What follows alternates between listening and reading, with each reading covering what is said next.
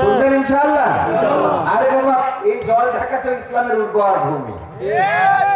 এখানে সংসদীয় আসনের এমপি পাঠানো হয়েছে সংসদে, ঠিক না বেঠিক?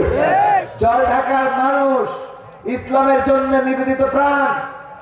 আমরা মনে করি এবার বাংলাদেশে যে গণজোয়ার সৃষ্টি হয়েছে সেটা জল ঢাকা থেকে শুধু নয়, সব জায়গায় গণজোয়ার, তবে জল ঢাকায় একটু এক্সট্রা দেখাইতে হবে। আমার আগের বক্তা কিন্তু বলেছেন, আমি এটা জানতাম না, উনি বলেছেন যে আমরা মফিজ নই, বলেছেন না?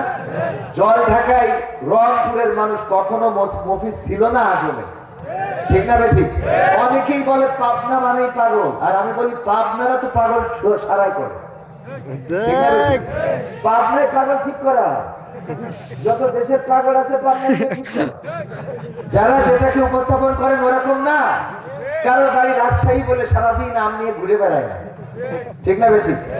কারো আমার বাড়ি যশোরে বলে খেজুরের গুড় এক ভাই নিয়ে আসছি নাকি? নিয়ে আসছি না। আমরা এক এক ভাবে এক একজনদের বিশেষণ দিয়ে দিচ্ছি।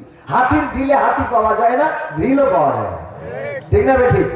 তারপরে আরো কোথায় কোথায় এরকম অনেক যে নাম আছে, এই নামের সাথে বাস্তবতার মিল আছে না। তো এই জন্য মাথায় রাখবেন যে মফিজ এগুলো যারা সংজ্ঞায়িত করতে চায়, এগুলো আসলে কোনো না কোনো ভাবে মানুষকে ছোট করতে চায়। আসলে রংপুর দেখিয়ে দিয়েছে তারা কি করতে পারে। আবু সাইদ দুটি হাত পেতে দিয়ে প্রমাণ করে দিয়েছে আমরা দেশের জন্য বুক পাতি পিঠ দেখাই না, বলেন ঠিক কিনা? আরেকবার দেখাতে হবে ইসলামের জন্য কোরআন বুকে ধরে রাজপথে বুক দেখাতে হবে।